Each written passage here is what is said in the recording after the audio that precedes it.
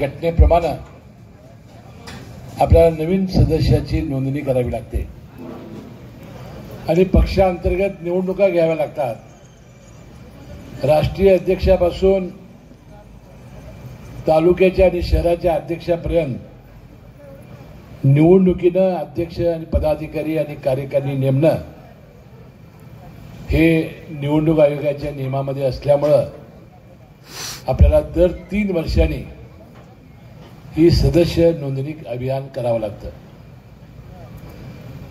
बंधूंनो, आम्ही घटनेत बदल केला आणि दर 5 वर्षांनी करावी अशी सूचना आम्ही केलेली आहे। जर निवडणूक आयोगानं मान्यता दिली तर 3 वर्षांनी न होता ती 5 वर्षांनं पुढच्या वेळेला होईल। फक्त सदस्य अभियानाचा उद्देश काय आहे की आपल्या पक्षाचं जे ध्येय आणि धोरण आहे ते लोकांपर्यंत पोचावं, लोक त्यामध्ये सामील व्हावेत, पक्षाची शक्ती वाढावी आणि जेणेकरून पक्षाची शक्ती वाढली तर कार्यकर्त्यांना बळ मिळेल, कार्यकर्त्यांना सन्मान मिळेल, कार्यकर्त्यांना पदं मिळतील, कार्यकर्त्यांना संस्था मिळतील, कार्यकर्त्यांच्या ज्या अपेक्षा असतील त्या पूर्ण करण्याचा एक चांगला मार्ग हा सभासद नोंदणी आहे। आणि याचा आज शुभारंभ माझ्या हस्ते होतोय। याबद्दल जिल्ह्याचे अध्यक्ष, शहराचे अध्यक्ष, सर्व सेलच्या प्रमुखांचं मी मनापासून आभारी आहे की या सदस्य नोंदणी अभियान माझं भाषण झाल्यानंतर 25 गाड्या ज्या तयार केलेल्या आहेत त्या गाड्या नारळ फोडून, आज किती 2 गाड्या आहेत काय, आज 2 गाड्यांचं नारळ फोडून आपण झेंडा दाखवून शुभारंभ करणार आहोत आणि हा शुभारंभ माझ्या भाषणानंतर संपन्न होईल असं पहिल्यांदा मी जाहीर करतो। आणि त्यानंतर बाबासाहेब पाटलांनी आपल्याला जे स्नेहभोजन केलेलं आहे त्याचा आस्वाद घ्यावा अशी विनंती मी या निमित्ताने करतो। बंधू भगिनींनो, यापूर्वी सदस्य नोंदणी दर 3 वर्षांनी होत होती, त्याचा उल्लेख मगाशी राजेश पाटलांनी केला। आपण काय करत होतो, मतदार याद्या घ्यायच्या, त्याची नावं घ्यायची, 10 जणातला एक आपला कार्यकारी काय क्रियाशील एक सदस्य करायचा, प्राथमिक 10 नेमायची, पैसे स्वतःच घालायचे आणि पावती पुस्तकं आणून द्यायची आणि मग ते आम्ही प्रदेशला पाठवायची। बंधूंनो, असं आता आपण करायचं नाही। आपण गावागावात जाऊन स्टॉल लावून आपलं काम सांगून, आणि काय काम सांगायचं मी माझ्या भाषणात आता तुम्हाला सांगणार आहे। आणि पक्षाकडे कसं आकृष्ट लोक होतील आणि आपल्या राष्ट्रवादी काँग्रेस पक्षाची राज्यात असलेल्या सदस्य संख्येमध्ये कोल्हापूर जिल्हा 1 नंबरला कसा येईल यासाठी आपण सगळेजण मिळून प्रयत्न करूया एवढी अपेक्षा मी या निमित्ताने व्यक्त करतो। म्हणून भारतीय जनता पक्ष हा आपला मित्र पक्ष आहे, त्यांची सदस्य अभियान नोंदणी सुरू झालेली आहे। आता शिंदे गटाची सुरू होईल। ते काय आपले शत्रू नाहीत, ते मित्र आहेत। जरूर आपली स्पर्धा आहे, पक्ष स्वतःचा वाढवण्याची स्पर्धा आहे, परंतु आपली ईर्ष्या नाही। आपलं मैत्रीपूर्ण हा पक्ष हा कोल्हापूर जिल्ह्यात कुणाचा मोठा ही ठरवण्याची संपूर्ण ताकद ही राष्ट्रवादी कार्यकर्त्याच्या अंगामध्ये आहे, त्यांची शक्ती आहे। यापूर्वी राष्ट्रवादी काँग्रेस पक्ष या जिल्ह्यात 1 नंबरला होता, 5-6 आमदार आमचे होते, परंतु कालांतरानं काही घटना घडत गेल्या आणि आपली शक्ती ही कमी होत गेलेली आहे। त्याचा उल्लेख राजेश पाटलांनी केला। पुन्हा एकदा एक गतवैभव निर्माण करायचं असेल, फिनिक्स पक्षाप्रमाणे आपल्याला सर्वांना त्यामध्ये उडावं लागेल आणि पुन्हा एकदा राष्ट्रवादी काँग्रेस पक्ष हा जिल्ह्यातला नंबर 1चा पक्ष आहे हे करण्यासाठी आपण आजपासून हाडाची काढ रक्ताचं पाणी करावं एवढी विनंती मी या निमित्ताने करणार आहे। मी मगाशी बाबासाहेबांना सांगितलं, आता राज्यामध्ये महायुतीची सत्ता आली, लाडक्या बहिणींनी सत्ता आणण्यामध्ये फार मोठी आम्हाला मदत केली। जवळजवळ 288 विधानसभेतल्या आमदारांच्या संख्येमध्ये 237 सदस्य आमदार हे महायुती पक्षाचे निवडून आले। मला वाटतं राज्य स्थापन झाल्यापासून एवढा ऐतिहासिक विजय मिळालेला नव्हता. एवढा ऐतिहासिक विजय या महायुती सरकारला मिळाला. आणि आपल्या राष्ट्रवादी काँग्रेस पक्ष नवीन पक्ष असताना आमचे नेते अजितदादा पवारांच्या नेतृत्वाखाली, सुनील तटकरे प्रदेशाध्यक्ष यांच्या नेतृत्वाखाली, प्रफुल्लभाई पटेल हे देशाचे सरचिटणीस यांच्या नेतृत्वाखाली आपण गरुड भरारी मारली. आम्ही लढवल्या 52 जागा आणि आल्या 41 जागा. स्ट्राईक रेटमध्ये भारतीय जनता पक्षानंतर सर्वात मोठा पक्ष हा राष्ट्रवादी काँग्रेस पक्ष ठरला. आणि बंधूंनो, निवडणूकपूर्वी अनेक भाकीतं केली जात होती. या विधानसभेच्या निवडणुकीनंतर अजित पवारांचा पक्ष संपणार आहे. 7-8 10 जण म्हणजे 8 देऊन आम्हाला फारच गौरव केला होता त्यावेळा. अशा अनेक प्रकारची भाकीतं करून सुद्धा आपल्या जनतेने आपल्याला फार मोठं यश मिळवून दिलं. याहीपेक्षा यश मोठं मिळवायचं असेल तर आपल्याला आपली पक्ष वाढवावा लागेल, आपली संघटना वाढवावी लागेल. आपल्या पक्षाचे 2 भाग झालेले आहेत. पुन्हा एकदा आपल्याला ज्या चिमण्या गेल्या आहेत त्या चिमण्यांना परत आपल्याला बोलवावं लागेल. आणि येणाऱ्या या स्थानिक स्वराज्य संस्थेमध्ये आपली सगळी सत्ता ही राष्ट्रवादी काँग्रेस पक्षाची कशी येईल, महायुतीची सत्ता कशी येईल, यासाठी आपण सगळ्यांनी मिळून प्रयत्न करण्याची आवश्यकता आहे. आता 500 महामंडळ, त्याचे अध्यक्ष आणि सदस्याची संख्या या राज्यामध्ये आहे. आपल्या सदस्याचा सन्मान करायचा म्हणजे एखाद्या महामंडळाचा अध्यक्ष करायचा किंवा सदस्य करायचा. त्यानंतर जिल्हास्तरीय जवळजवळ 40 कमिटी आहेत, त्यावर अध्यक्ष करायचं, त्यावर सदस्य करायचं. आता जिथं आमदार आहे तिथं फॉर्म्युला ठरलेला आहे, परंतु सदस्य संख्या आपल्याला नक्कीच मिळणार आहे. आणि माझी विनंती आहे बाबासाहेबांना, जे सदस्य जास्त वाढवतील त्याला महामंडळाचा अध्यक्ष पैसे लावायचे. आपण जे जास्त सदस्य करतील त्याला आपल्या वाटतीला जे महामंडळ येईल जिल्ह्याच्या त्याला अध्यक्ष, जो जास्त करेल त्याला सदस्य. नाहीतर नियोजन मला द्या, मंडळ द्या, मंडळ. आता असं नाही, मला पश्चिम महाराष्ट्र देवस्थान मंडळ द्या, मला खनिज मंडळ द्या, मला ते प्रदूषण नियंत्रण मंडळ द्या. हे कधी होईल? सदस्य संख्या जी वाढवतील जास्तीत जास्त त्यांना आपण ही पदं द्यायची. हे बाबासाहेब आपण लक्षात ठेवा, बारकाईनं लक्ष ठेवा. गावागावात जावा, स्टॉल बांधा. आणि जसं परवा भारतीय जनता पक्षाने सुद्धा गावागावात स्टॉल म्हणून पक्षाची सदस्याची संख्या वाढवली, तशी सदस्याची संख्या वाढवा एवढी विनंती मी या कार्यक्रमाच्या प्रसंगी बाबासाहेब पाटील, जिल्ह्याची सगळी कार्यकारिणी आणि आपल्या सर्व मी राष्ट्रवादीच्या कार्यकर्त्याला विनंती करतो. आणि हा पक्ष पुन्हा एकदा बलवान करण्याची शपथ घेऊन आपण आज संकल्प करून घराकडे जाऊया एवढी विनंती मी या निमित्ताने करतो. बंधूंनो, मी 6व्यांदा निवडून आल्याबद्दल राज्याच्या मंत्रिमंडळामध्ये 9व्यांदा मी तसा भाग्यवान माणूस आहे. कारण 7 विधानसभेच्या निवडणुका लढवल्या. म्हणजे या कुस्तीच्या मैदानात आमदारकीच्या 35 वर्षे मी उलट्या पैसा काढतोय. किती? 35 वर्ष. त्यातली 6 वेळा मी सलग निवडून आलो. आणि प्रत्येक मुख्यमंत्र्याच्या काळात 2-2 वेळा शपथ घेतली मी. पहिल्यांदा विलासराव देशमुखांच्या मंत्रिमंडळात 2 वेळा शपथ घेतली. त्यानंतर अशोकराव चव्हाणांच्या मंत्रिमंडळात 2 वेळा शपथ घेतली. नंतर पृथ्वीराज चव्हाण साहेबांच्या मंत्रिमंडळात 2 वेळा शपथ घेतली. नंतर उद्धव ठाकरे, एकनाथ शिंदे साहेबांच्या वेळेला 1-1 अशी 2 वेळा शपथ घेतली.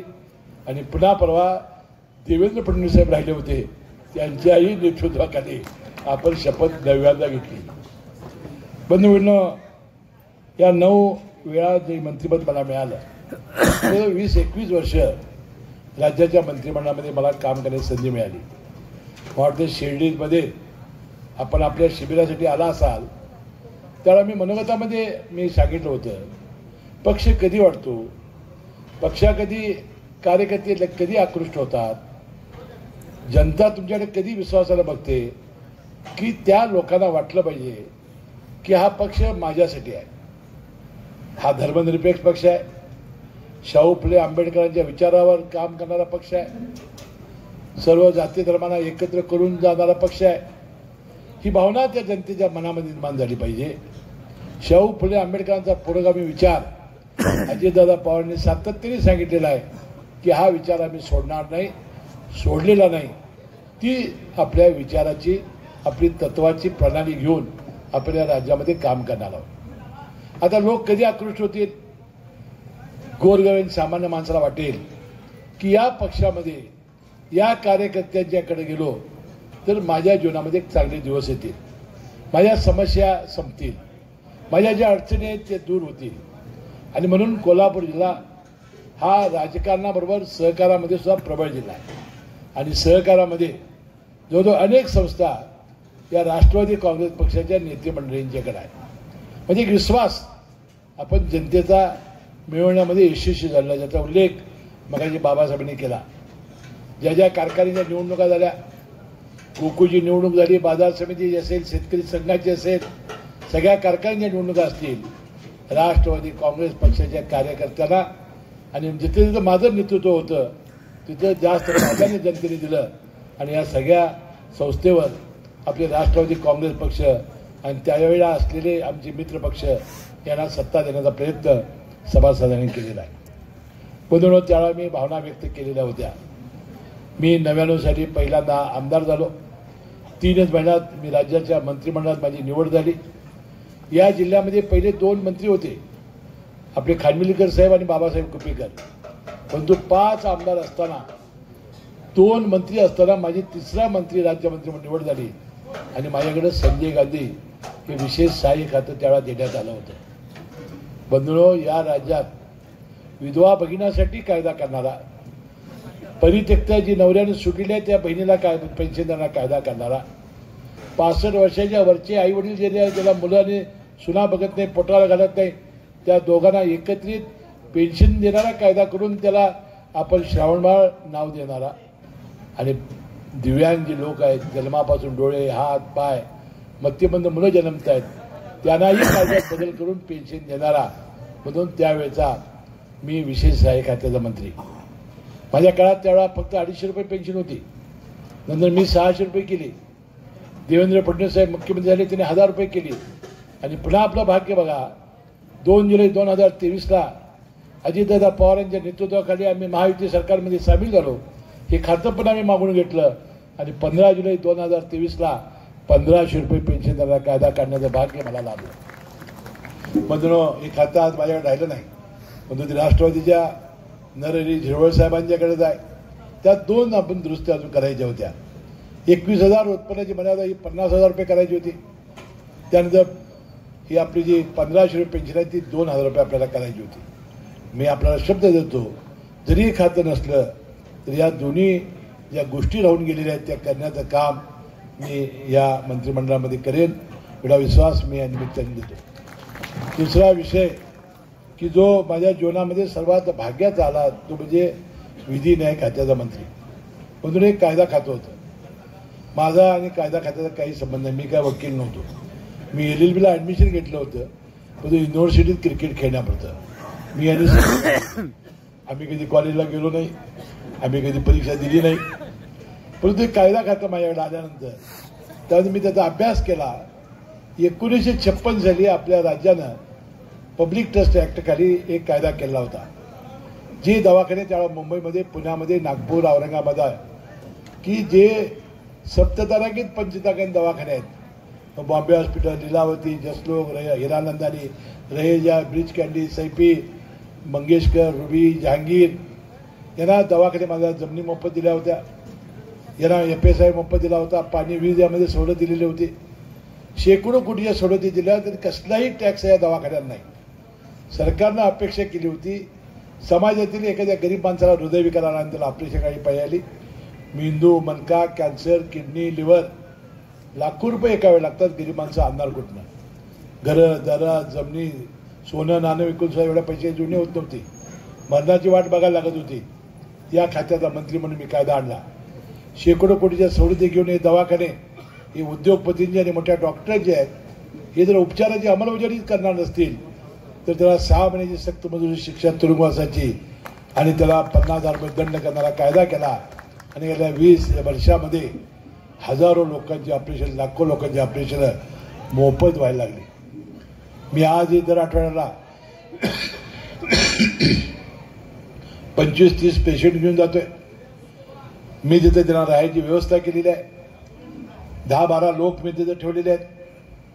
बंधू त्यांनी नाही ऐकलं की त्यांना कसं तुरुंगात घालायचं मला माहिती असल्यामुळं ते माझं निमूटपणानं ऐकतात. मी अनेक वेळा तुमच्या भाषणामध्ये अनेक वेळा गावामध्ये ज्या आलो त्यावेळा मी परमेश्वरावर प्रार्थना केली की तुम्हाला कोणाला या रोग होऊ नये. झालं तर घाबरणार तुम्ही माझ्याकडे या, कुणालाही घेऊन या. मी मुंबईला घेऊन जाईन. मोठ्यातल्या मोठ्या दवाखान्यामध्ये ऑपरेशन करून सुखरूप गावात आणून सोडण्याची जबाबदारी हसन युनिव्हर्सिटी तुमच्या मुलांना आणि भावानं उचललेली आहे. म्हणून असा गावातला एखादा पेशंट तुम्ही घेऊन आला ते घर तुमच्या मागे राहील, त्याची भावकी तुमच्या मागे राहील. आणि करायचं काय फक्त आणून मला भेटवायचं आहे, काय दुसरं काय करायचं नाही. कागदला यायला लागेल. नंतर तिसरं खातं माझ्याकडे आलं, त्यामध्ये आलं कामगार खातं. म्हणून अनेक चांगले निर्णय घेतले. मी आज सगळ्यात सांगून तुमची आणि बिर्याणीच्या फार आडवं येणार नाही. परंतु बंधूंनो, मी असा निर्णय घेतला की या देशातलं सगळ्यात श्रीमंत मंडळ मी या माझ्या कारकिर्दीत केलं. बांधकाम कामगार कल्याण मंडळ ही स्थापन करण्याची संधी मला मिळाली. बंधूंनो, राज्याच्या तिजोरीच्या एका पैशाला मी हात लावला नाही. 10 लाख रुपयाच्या वरचं खाजगी सरकारी कसलंही बांधकाम, रस्ते, कालवे, धरणं, मेट्रो, त्यानंतर रेल्वे यांना 1% सेस कायद्यानं कंत्राटाला भरण्याची सक्ती आपण केली. बंधूंनो, मी या खात्याचा मंत्री व्हावा त्यावेळेला 6,000 कोटी रुपये जमलेले होते. आज 15,000 कोटी रुपये जमलेले आहेत. सर्वोच्च न्यायालयाच्या निर्णयाप्रमाणे ते नॅशनल बँकेत ठेवायचे आहेत. 6-7% त्याचं व्याज मिळते. बंधूंनो, त्याशिवाय कामं प्रचंड सुरू असल्यामुळं 1% प्रमाणे 200-300 कोटी शेष गोळा होत आहे. बंधूंनो, किती काम झालं याचं. त्या बांधकाम कामगाराच्या 21 कामांचा, त्यामध्ये काम करणाऱ्या कामगारांचा आपण समावेश केला. ऑनलाईन ही योजना आखली आणि त्याच्या जीवनापासून मृत्यूपर्यंतच्या कोट कल्याण करणाऱ्या योजना आपल्या आखल्या. तो नोंदीत झाल्याबरोबर त्याला आपण 2 पेट्या देत होतो, एक अत्यावश्यक आणि एक सुरक्षेची पेटी.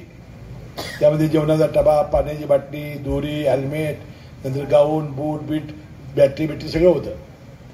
नंतर त्याला लग्नासाठी 21,000 त्या बंधू भगिनीला आपण मंडळ देते. त्याची पत्नी गरोदर असेल आणि ती नैसर्गिक बांध होणार असेल तर 15,000 आणि ती सिझेरियन करायला लागेल तर 21,000 रुपये हे मंडळ ऑनलाईन देते. मुलं झाली 1ली ते 7वीला 2,500 मुला मुलीला वर्षाला, 8वी ते 10वीला 5,000 वर्षाला मुला मुलीला, 11वी ते 12वी 15,000 मुला मुलीला, ग्रॅज्युएटला 20,000 मुला मुलीला, MBBSला 1,60,000 त्याला मुला मुलीला वर्षाला, आणि कुठल्याही डिप्लोमाला ऍडमिशन घेतली की 60,000 वर्षाला मुला मुलीला. एवढे शिष्यवृत्ती देते. म्हणून निवडणुकीच्या पूर्वी मी सहज माझ्या मतदारसंघातला आकडा काढला, 69 कोटी रुपये एका वर्षातील शिष्यवृत्तीचे पैसे थेट खात्यावर येतात. हे खात्यावर येतात. याला ऑनलाईन व्यवस्था ही. आता हे पोर्टल तालुक्यामध्ये आपण ती आता सरकारने व्यवस्था केली आहे, कारण बोगस फार व्हायला लागले म्हणून. पण आम्ही त्यांना विनंती केलेली आहे, जिथं रजिस्ट्रेशन जास्त आहे तिथं 2-2 ऑफिस काढा. बंधूंनो, अपघाती निधन झालं त्याचं दुर्दैवानं 5 लाख रुपये त्याच्या वारसाला, नैसर्गिकरित्या कशाने मृत्यू झाला तर 2 लाख रुपये त्याच्या वारसाला, दोन्हीमुळे मृत्यू झालेला त्याच्या विधवा पतीला 2,000 रुपये महिन्याला, असं 5 वर्ष पेन्शन मंडळ देते. घर बांधायला 2 लाख रुपये, शहरात 2.5 लाख रुपये मंडळ देते. एका मुलीच्या लग्नाला 51,000 रुपये मंडळ देते. अशा अनेक योजना आपल्या आखल्या. आपण दुपारच्या वेळेला या कामगारांना ताजं सकस अन्न मिळावं म्हणून सेंट्रल किचननं कॉन्ट्रॅक्टनं शिजवायचं, त्याला साईटवर नेऊन वाढण्यासाठी आपण मध्यान्ह भोजन योजना आणली. ती शाकाहारी होती. कामगार सगळे खाटकूट खाणारे, ते शाकाहारी जेवण राहायला लागलं, आंबायला लागलं, आणि मग चुकीच्या बातम्या यायची, सरकारची बदनामी व्हायची, आणि मग द्यायला आम्ही सुरू केलं. 10,000 रुपयेपर्यंत प्युअर स्टेनलेस स्टीलची भांड्याचा सेट लग्नाला रुकवून द्यायला लागला, तसं देतोय आपण. अजूनही योजना आहेत. बंधूंनो, सामाजिक सुरक्षेचा कायदा आपल्या राज्यात होता. माथाडीचं मंडळ यापूर्वी झालं होतं, सुरक्षा रक्षकाचं मंडळ झालं, आणि आता बांधकाम कामगाराचं मंडळ झालं. हे खातं माझ्याकडे राहिलं असतं तर शेतमजुरांचं, रिक्षा, ट्रक, टॅक्सी, टेम्पो ड्रायव्हरांचं, यंत्रमाग धारकाचं, अशा 4 कोटी लोकांच्या जीवनात मी आनंद आणल्याशिवाय राहिला नसतो. मला पुन्हा जर संधी मिळाली तर निश्चितपणानं या सगळ्या कामगारांना, कारण हे संघटित नाही, हे सुरक्षित नाही, याला कायद्याने संरक्षण नाही याला. जर मालकाला सांगितलं उद्यापासून कामावर नको करायचं काही नाही, जायचं कुठं, पोराबांचं शिक्षण कसं होणार, एखादं संकट आलं तर कसं निभावणार. म्हणून अशा या सामाजिक सुरक्षेच्या कल्याणकारी मंडळामुळं त्यांचं जीवन सुखकारक झालं. आणि चौथं खातं जे आलं ते वैद्यकीय शिक्षण आलं. मला वाटतं राज्याला राज्य स्थापन होऊन 73 वर्ष झाली आणि मला 15 महिने खातं मिळालं. जेवढं 73 वर्षात काम झालं तेवढं 15 महिन्यात मी करून दाखवलं. वैद्यकीय शिक्षण म्हणजे वैद्यकीय शिक्षण देणारं सगळं, म्हणजे त्यामध्ये नर्सेस, डॉक्टर्स, पॅरामेडिकल स्टाफ म्हणजे एक्सरे टेक्निशियन, त्यानंतर रेडिओलॉजिस्ट यांना शिक्षण देणारं, नंतर MS, MD डॉक्टर तयार करणारं, हे शिक्षण देणारं खातं म्हणजे माझं खातं. त्यांना शिकवण्यासाठी जे सगळे मोठे हॉस्पिटल आहेत जिल्ह्यातले ते सगळे माझ्या खात्याकडं. कोल्हापूरचं CPR हॉस्पिटल, आपल्याला आभार मानले पाहिजेत राष्ट्रवादीचे माजी नेते आणि माजी मंत्री कैलासवासी दिग्विजय खानविलकर साहेबांचं. त्यांनी राजश्री शाहू महाराज शासकीय महाविद्यालय कोल्हापूरला सुरू केलं आणि त्याला मोठं हॉस्पिटल 1000 बेडचं दाखवल्याशिवाय ते कॉलेजला NMC परवानगी देत नाही. ते आपण CPR हॉस्पिटल दाखवलं. परंतु ते 1885च आहे. ती फार मोठी तिथं दुरावस्था झालेली आहे. तिथं मुलींचं हॉस्टेल, जेंट्सचं हॉस्टेल, 250 MBBSच्या मुलांची बॅच आहे, MS MDच्या मुलांची बॅच आहे. त्यांना शिकण्यामध्ये अनेक अडचणी आहेत, कारण जागा अपुरी आहे. बंधू भगिनींनो, 80 ते 90 कोटी रुपये मी दिले आणि तिथं आता काम जरा जाऊन बघून या. ते दुधंगा वेदंगा काय काय आहे ते वाढ. डिसेंबर महिन्यामध्ये जर हे CPR हॉस्पिटल लोकार्पण पूर्ण झालं की तुम्हाला वाटेल की हे जसलोक आहे का हे सैपी आहे का ब्रिज कॅडी आहे. इतकं चांगलं काम आपण तिथं सुरू केलं. म्हणजे पूर्णपणानं आता सिमेंट कॉन्क्रीटचे रस्ते, ड्रेनेज आपण तिथं काम सुरू केलेलं आहे. बंधू भगिनींनो, त्याशिवाय त्या विद्यार्थ्यांची चांगली शिक्षणाची सोय व्हावी म्हणून आपण शेंडा पार्कला 30 हेक्टर जागा घेतली आणि जरा फेरी मारा तिथं. कधी तर काय कोल्हापूरचे लोक जात असतील की एखादा मंत्री झपाट्यानं कामाला लागला की 15 महिन्यात किती काम उभं राहू शकतं हे तुम्हाला त्या शेंडा पार्कमध्ये दिसेल. जेंट्स लेडीज हॉस्टेल मी पूर्ण केलं 15 महिन्यात. लेडीज हॉस्टेल पूर्ण केलं मी, ऑडिटोरियम पूर्ण केलं, स्टडी रूम पूर्ण केलं, मोर्चरी म्हणजे ते शवागृह ज्याच्यावर अभ्यास करायला पाहिजे ते प्रेताचं शवागृह तिथं पूर्ण केलं. म्हणून अनेक बिल्डिंग पूर्ण केल्या आणि सगळ्यात मोठा निर्णय आपण घेतला 1100 बेडचं नवीन हॉस्पिटल. म्हणून 1100 बेडच्या पैकी 600 बेड जनरल, 250 बेड कॅन्सर आणि 250 सुपर स्पेशालिटी. अजितदादा पवारांना आपण आणलं, निवडणुकीच्या पूर्वी भूमिपूजन केलं आणि त्याचं काम सुरू आहे. 2 वर्षात हे हॉस्पिटल उभं राहिल्यानंतर कोल्हापूरच्या एकाही माणसाला मुंबईला जायला लागणार नाही इतकी चांगली व्यवस्था त्या ठिकाणी आम्ही केल्याशिवाय राहणार नाही.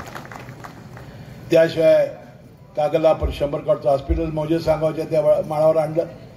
त्यानंतर आयुर्वेदिक महाविद्यालय, शेवटी खोरं आपलं असल्यामुळे माती आपल्याकडे वाढणारच. तर आयुर्वेदिक शासकीय महाविद्यालय तिथं आणलं. तिथं होमिओपॅथी कॉलेज आपण आणलं. उत्तूरला योगा आणि निसर्गोपचार हे देशातलं पहिलं कॉलेज आणलं. त्याची आता पहिली तुकडी या महिन्यात 2 महिन्यात सुरू होईल. एवढं प्रचंड काम केलं. मला मनपूर्वक आभार मानले पाहिजेत देवेंद्र फडणवीस राज्याचे मुख्यमंत्री आणि मला आभार मानले पाहिजेत अजितदादा पवार की यांच्याकडे मी खातं मागून घेतलं की हे जर मी खातं मागून घेतलं नसतं तर मी जे संकल्प सोडलेला आहे ते पूर्ण व्हायला अडचणी आल्या असत्या. कारण जो होणारा मंत्री तो आपापल्या जिल्ह्यात देणार. आम्ही केलेला संकल्प पूर्ण व्हायला वेळ लागणार आणि लोक टीका करणार की हसल मशीननं पाया गाठला पण झालंच नाही. आता 2 वर्ष मला जर मिळाली, आता मिळणारच आहे, तर मला सांगतं हे सगळं पूर्ण केल्याशिवाय मी राहणार नाही एवढा विश्वास मी या निमित्ताने देतो. बंधू भगिनींनो, हे युतीचं सरकार आल्यानंतर त्यापूर्वी आपण एक निर्णय घेतला होता की आपल्या लाडक्या बहिणींना महिन्याला 1500 रुपये द्यायचे. तर अनेक वेळेला त्यांच्या अडीअडचणीसाठी, मुलाबाळांच्या शिक्षणासाठी त्यांना नवऱ्याच्याकडे हात पसरायला लागायचे. आणि साहजिक आहे की नवराच हा तिचा पती असल्यामुळे त्याच्याकडे त्या मागणार. म्हणून आपण ठरवलं की 1500 रुपये त्यांना महिन्याला द्यायचं.